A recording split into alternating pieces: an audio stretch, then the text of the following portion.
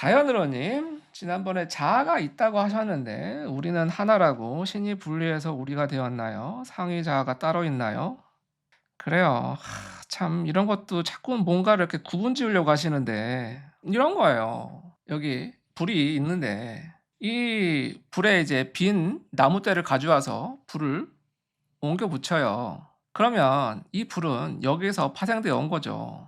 그러면 이 불은 원래 있던 불과 하나인 거예요? 둘인 거예요? 애매해지잖아요. 그래서 신과 하나라는 거는 바로 이렇게 횃불에서 불이 옮겨가는 것처럼 우리는 다 이렇게 본질적으로 신의 속성을 가지고 신에게서 파생되어 온 존재. 그런 차원에서 우리 신과 하나죠. 그런데 그렇다고 해서 신과 붙어 있는 것도 아니잖아요. 불러 있는 거니까잖아요.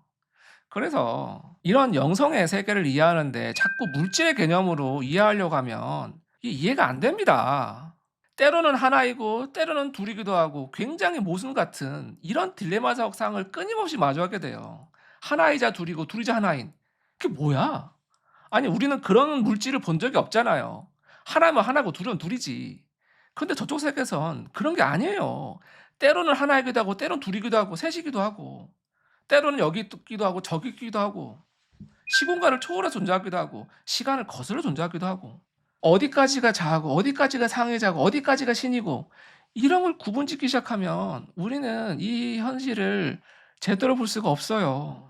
중요한 건 우리는 여기서 무슨 체험을 하고 있고 나는 누구인가 이거를 아는 건데 의식이라는 개념도 요즘 AI 때문에 저도 참 많이 좀 들여다보고 있는데 이 의식이라는 것도 과연 내가 나를 의식한다는 게 뭐지? 나의 자아라는 게 뭐지? 이 자아라는 실존이 뭐지?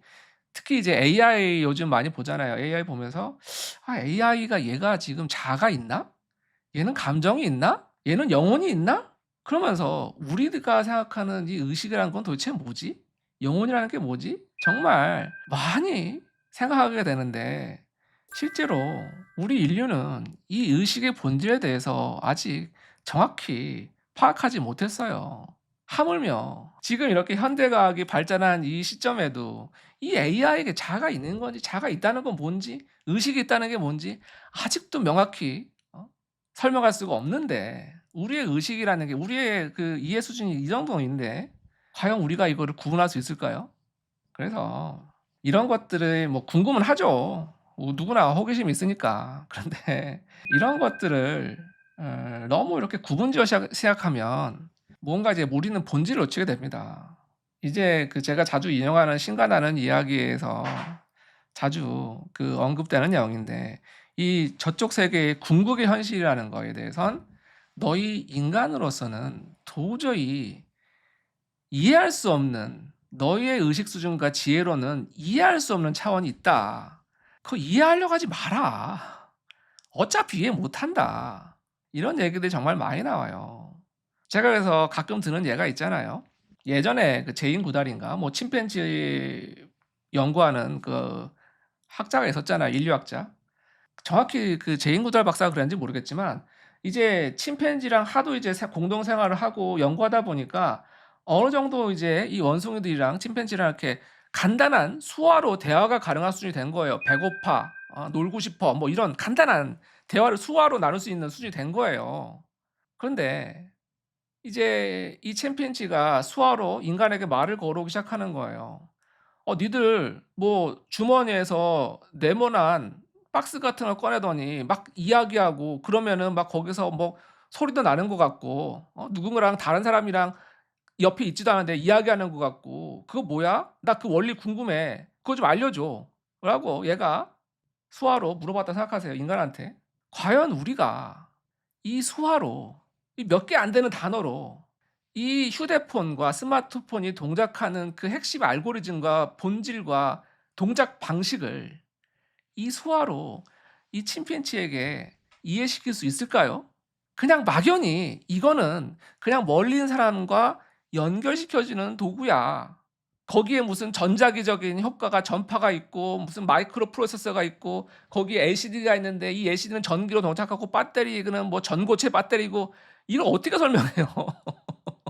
이 침팬지한테. 그런 겁니다.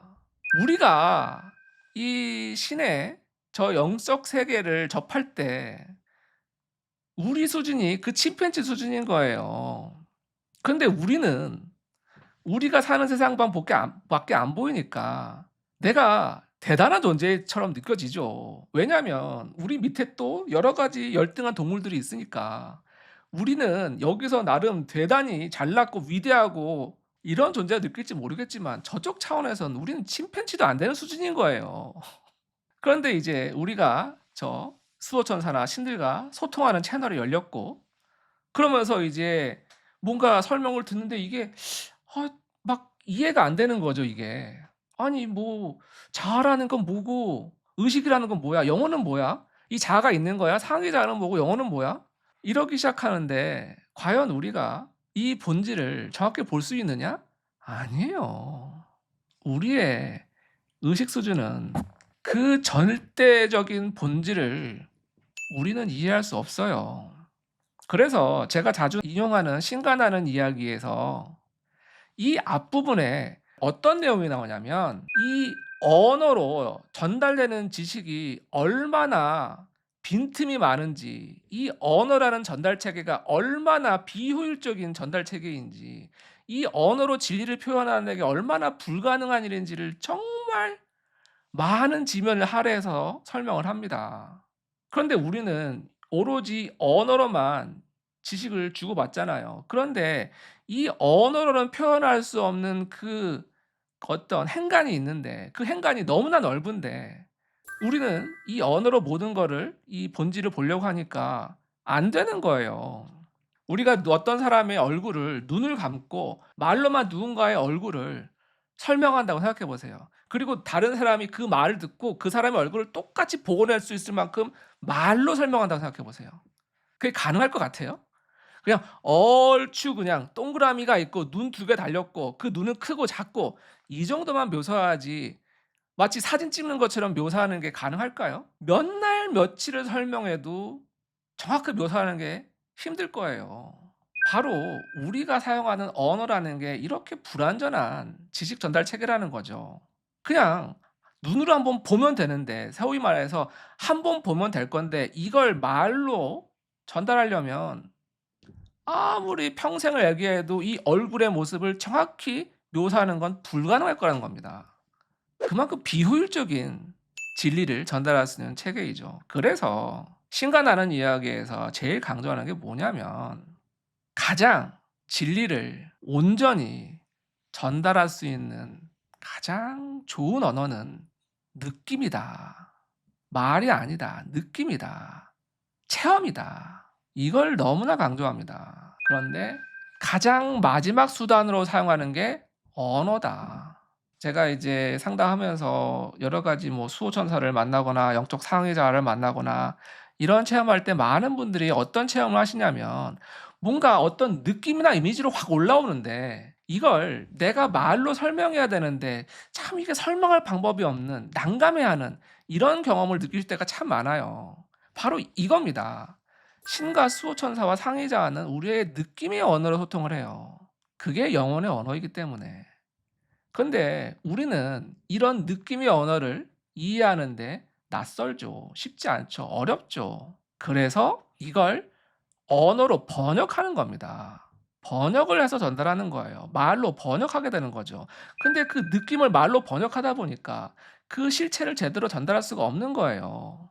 자꾸 똑같은 개념이 다른 개념으로 나오기도 하고 어떨 때는 이렇게 들리기도 하고 어떨 때는 이렇게 들리기도 하고 계속 이게 반복되는 거죠. 소위 장님 코끼리 만지기가 되는 거예요. 장님 코끼리 만지기. 어떨 때는 이 장님은 코끼리의 코를 만지니까 이 코끼리라는 존재는 뭔가 이렇게 튜브 같은 존재야.